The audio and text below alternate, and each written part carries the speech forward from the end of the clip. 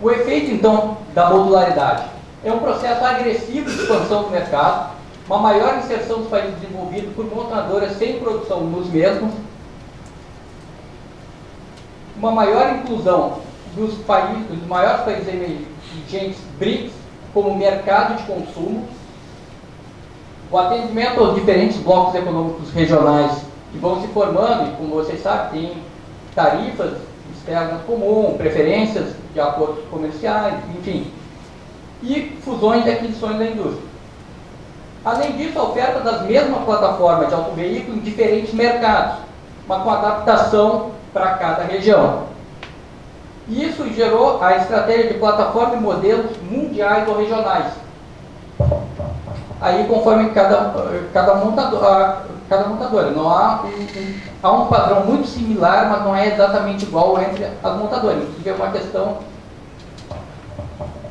aí de como elas percebem o ambiente num cenário de racionalidade limitada. E convergência na estratégia, como passa a ofertar as mesmas plataformas e modelos em vários mercados, há uma convergência da estratégia competitiva e nas tecnologias em uso entre a matriz e as suas subsidiárias instaladas em cada país. Com isso, formam-se as plataformas regional de produção e comercialização, ou seja, alguns países são escolhidos como base para atender o seu mercado regional, com alguma complementaridade com outras nações vizinhas. Isso, claro, todo esse processo de expansão, as tecnologias em uso, a estratégia de concorrência, ela é adaptada e condicionada pelos arranjos institucionais estabelecidos localmente, em função do tamanho do mercado, perfil da demanda, as preferências de consumo, né? A existência de barreiras comerciais e acordos comerciais estabelecidos, a política industrial e o marco regulatório de cada país e o ambiente macroeconômico mais amplo. Aqui a evidência empírica, então, do processo de regionalização. Aqui essa tabela, ela traz algumas informações aí interessantes. Estão aqui circulados quais são as bases em cada um dos mercados. O Brasil foi escolhido para atender aqui a área do Mercosul e a América do Sul. Você vê que 83% aí em média da produção é feita pelo Brasil, com alguma complementaridade com a Argentina. Nós costumamos montar veículos mais baratos, veículos para mercado emergente. A Argentina, porque historicamente tem tido uma renda per capita maior que a do Brasil, ela se especializou em veículos de maior valor agregado. Então isso permite que haja um intercâmbio entre Brasil e Argentina, isso permite que nivele o regime automotivo entre os dois e o estabelecimento de acordos comerciais. Observe uma segunda tendência aqui que, em geral, está mais ou menos constante ao longo do tempo a produção, tanto nos países avançados, de modo geral, na Alemanha, o mesmo vale para os Estados Unidos. Observe o Japão também mantém. E o grande, então, processo é de inserção dos mercados, dos maiores mercados emergentes, como mercado de consumo, pela questão da economia de escala. E aí vocês veem um expressivo aumento, não só no Brasil, mas também na Ásia, na Rússia, na Índia, aí bem robusto, mas sobretudo também na China, em função do seu tamanho de mercado.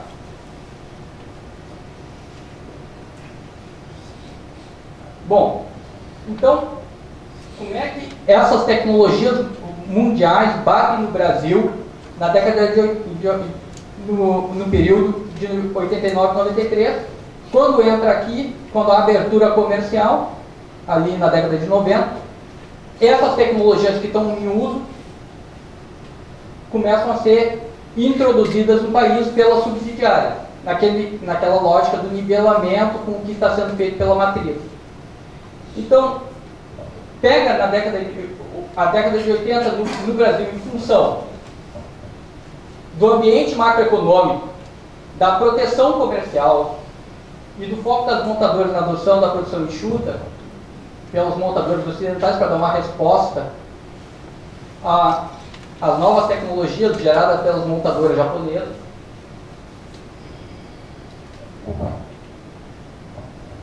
Esse conjunto de fatores, tá, gerou um atraso tecnológico. Do ponto de vista do ambiente local, o horizonte de planejamento das empresas é muito nebuloso em função da instabilidade, a crise da dívida, estagnação econômica, hiperinflação. Ao mesmo tempo, não há ameaça de concorrentes de montadoras sem produção no Brasil, ameaçando a posição dos que já estavam estabelecidos aí, portanto, não gerando uma pressão competitiva para que eles se ajustassem. Então, isso gerou, e ao mesmo tempo, o foco das montadoras, nesse período, está em dar uma resposta, em direcionar recursos para adaptar, né, a adotar as novas tecnologias da produção enxuta e defender os seus mercados no país avançado. Então, esses três fatores aí, eles contribuem para eu explicar um relativo atraso tecnológico aqui no Brasil em relação ao que era praticado internacionalmente, o que estava sendo praticado internacionalmente.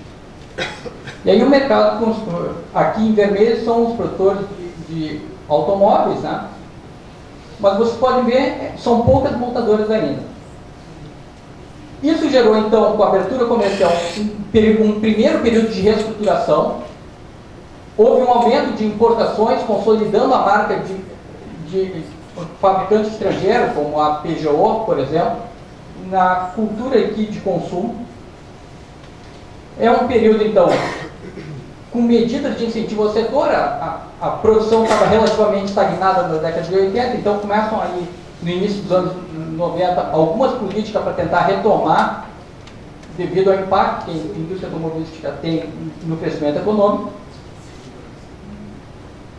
Aí o incentivo aí dos carros populares, em função do perfil da nossa demanda, e investimentos em adaptação da fábrica, e nesse período, principalmente ao sistema de just-in-time, a adoção das mudanças organizacionais. No segundo período, com a estabilização gerada pelo Plano Real, o efeito renda, um horizonte mais estável de planejamento, aumento do crédito, câmbio valorizado, além do tamanho potencial do mercado nacional na época, a formação do meio do Cosul, com a imposição da tarifa externa comum, e o regime automotivo 95, que diminuiu a alíquota em relação à importação de máquina e equipamento. Nesse segundo período, então, há uma massiva, ali a partir de 95, realização de investimentos, com modernização das fábricas pelas montadoras tradicionais, abertura de novas fábricas, aí o exemplo a GM aqui em Gravataí está nesse processo, e a instalação de novas montadoras no mercado nacional, que é o caso da Honda, a Mitsubishi, Toyota, Renault.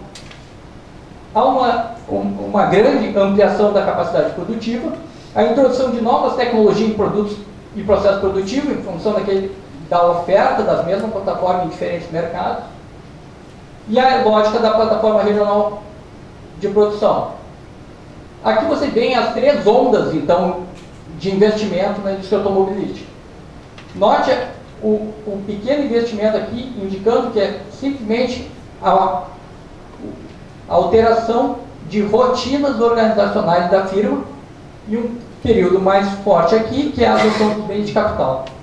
E depois, mais tarde, aí, com um período recente, com um forte crescimento aí nos investimentos, que é o período que eu estou denominando de expansão e consolidação da indústria automobilística. Observe-se que o reflexo disso, da adoção de novos bens de capital e novas inovações organizacionais, gera um grande aumento da produtividade média do trabalho.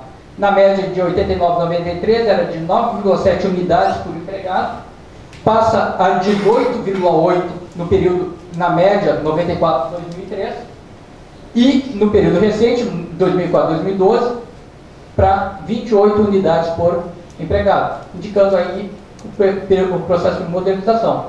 E aí entramos, aí, a partir de 2004, no período de expansão e consolidação. Nesse período, a existência de potencial para expansão da demanda por auto-veículos no Brasil, a taxa de motorização na época era de 8,2 habitantes por auto-veículo. Como vocês vão ver a seguir, a literatura empírica na área considera que o ponto de estagnação do mercado é abaixo de 2 habitantes por auto-veículo.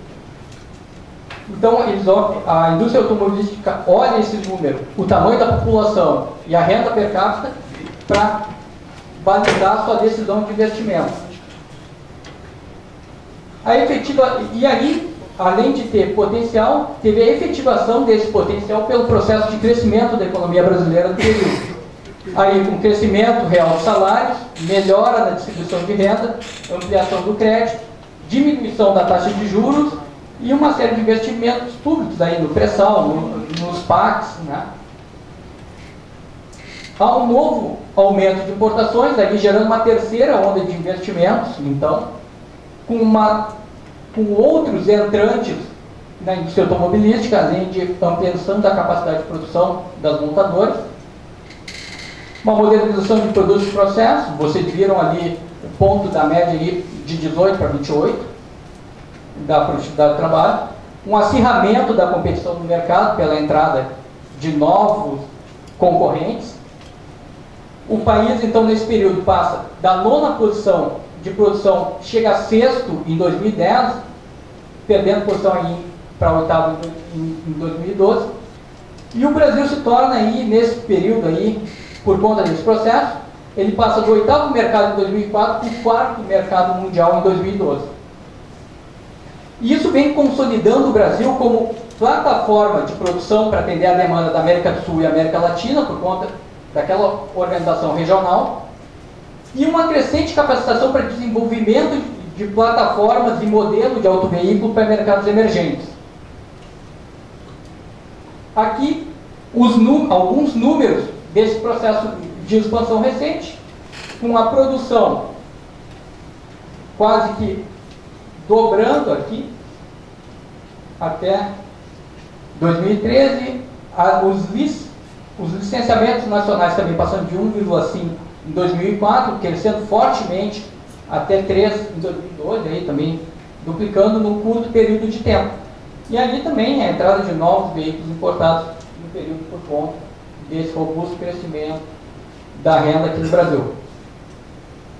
Inclusive com aquele processo de ascensão da classe C. Né? Aqui é o índice de vendas, que eu calculei só para mostrar alguns pontos. Né? O primeiro, a forte expansão, então, nas vendas do período, a relativa estagnação dos países avançados, simplesmente repondo a frota que entra em depreciação a cada ano, né? A taxa de motorização do Brasil reduzindo significativamente, mas ainda em 5,3 em 2012, acima, quer dizer, fizer uma taxa de motorização menor que a do México, com 3,6, e da Argentina com 3,6. Então,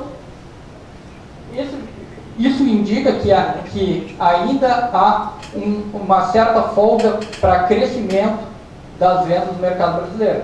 Isso fica mais explícito quando a gente compara com os países desenvolvidos, que aí com uma taxa de motorização bem mais elevada que a nossa, mais elevada que México e Argentina, e nós aqui, no dado mais recente da Anfávia, com 5,1. E aí, a questão da regionalização sobre o comércio internacional brasileiro. No período, há uma série de mudanças metodológicas da passagem da NBM para NCM e da própria mudança na NCM em 2002, 2007 e 2012. Eu levei isso em consideração, então a série está ajustada e permite a comparação. E aqui a gente vê alguns pontos importantes. Veja que a América do Sul, em 91, correspondia a 54,8% e a América Latina e Caribe 60,5%. Com esse processo de reestruturação e a nova forma de organização nos anos 90 da indústria automobilística em bases mundiais, crescentemente as vendas internacionais de autoveículos do país foram se direcionando para a própria América Latina. Vocês veem aqui, em 97 já 74,7%, em 2005 72,9%, mas veja que na América do Sul tem um efeito da Argentina aqui. Em 2012 atinge 94% das vendas aqui na América Latina. E atualmente está em 90% para a América Latina e Caribe, 80,4% para a América do Sul. Particularmente, aí o principal parceiro comercial é a Argentina. O segundo, o México. O México, embora tenha produção de autoveículos, a produção do México está voltada para atender ao mercado do NAFTA, principalmente o mercado americano. Então, eles têm escala naqueles veículos de maior valor agregado. Mas aqueles veículos para mercado emergente, para atender a classe C mexicana, eles não têm escala necessária. Então, eles importam veículos a partir do Brasil. E outros países aí importantes é a África do Sul, veio ganhando importância na ideia do